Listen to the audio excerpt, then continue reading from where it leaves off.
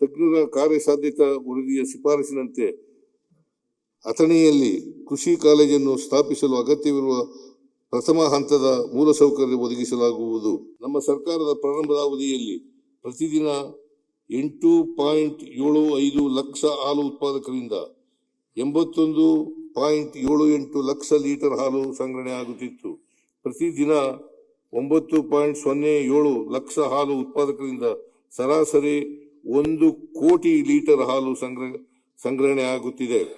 ಹಾಲು ಪೂರೈಕೆದಾರರಿಗೆ ಬಾಕಿ ಇದ್ದ 609 ಕೋಟಿ ರೂಪಾಯಿ ಪ್ರೋತ್ಸಾಹಧನವನ್ನು ಒಳಗೊಂಡಂತೆ ಇದುವರೆಗೂ ಒಟ್ಟಾರೆ 4,523 ಕೋಟಿ ರೂಪಾಯಿ ಪ್ರೋತ್ಸಾಹಧನವನ್ನು ನೀಡಲಾಗಿದೆ. ಅನುಗ್ರಹ ಯೋಜನೆಯಡಿ ಕುರಿ, ಮೇಕೆಗಳ ಮತ್ತು ರಾಸುಗಳ ಆಕಸ್ಮಿಕ ಸಾವಿಗೆ ನೀಡುವ ಪರಿಹಾರ ಧನವನ್ನು ಹೆಚ್ಚಿಸಿ ಇದುವರೆಗೂ 1.7 ಲಕ್ಷ ಫಲಾನುಭವಿಗಳಿಗೆ 1,70,000 ಫಲಾನುಭವಿಗಳಿಗೆ 101 ಕೋಟಿ ರೂಪಾಯಿ ವಿತರಿಸಲಾಗಿದೆ. ಕರ್ನಾಟಕ ಸಾಂಪ್ರದಾಯಿಕ ಅಲೆಮಾರಿ ಕುರಿಗಾಹಿಗಳ ಅಧಿನಿಯಮ 2025 ಜಾರಿಗೆ ತರಲಾಗಿದೆ. ಇಲ್ಲಿಯವರೆಗೆ 6,702 ಕುರಿಗಾಹಿಗಳಿಗೆ ಗುರುತಿನ ಚೀಟಿಗಳನ್ನು ವಿತರಿಸಲಾಗಿದೆ. ನಮ್ಮ ಸರ್ಕಾರ ಅಸ್ತಿತ್ವಕ್ಕೆ ಬಂದ ನಂತರ 300 ಪಶುವೈದ್ಯ ಸಂಸ್ಥೆಗಳಿಗೆ ನೂತನ ಕಟ್ಟಡಗಳನ್ನು ನಿರ್ಮಿಸಲು ಕ್ರಮ ವಹಿಸಲಾಗಿದೆ.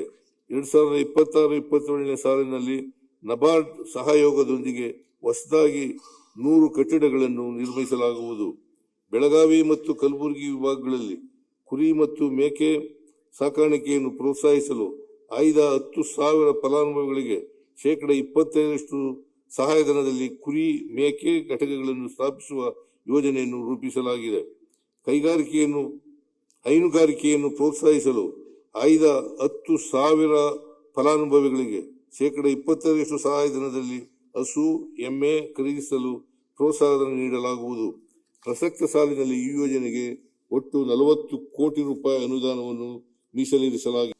ಮೀನು ಆಹಾರದ ಸೇವನೆಯನ್ನು ಉತ್ತೇಜಿಸುವ ಹಾಗೂ ಸಾರ್ವಜನಿಕರಿಗೆ ಸ್ವಚ್ಛ ಮತ್ತು ಗುಣಮಟ್ಟದ ಮೀನು ಉತ್ಪನ್ನಗಳು ಲಭ್ಯವಾಗುವಂತೆ ಮಾಡಲು ಬೆಳಗಾವಿ, ದಾವಣಗೆರೆ, ಹುಬ್ಬಳ್ಳಿ ಮತ್ತು ಚಿಕ್ಕಮಗಳೂರಿನಲ್ಲಿ ಮತ್ಸ್ಯ ದರ್ಶಿನಿಗಳನ್ನು ಸ್ಥಾಪಿಸಲಾಗಿದೆ.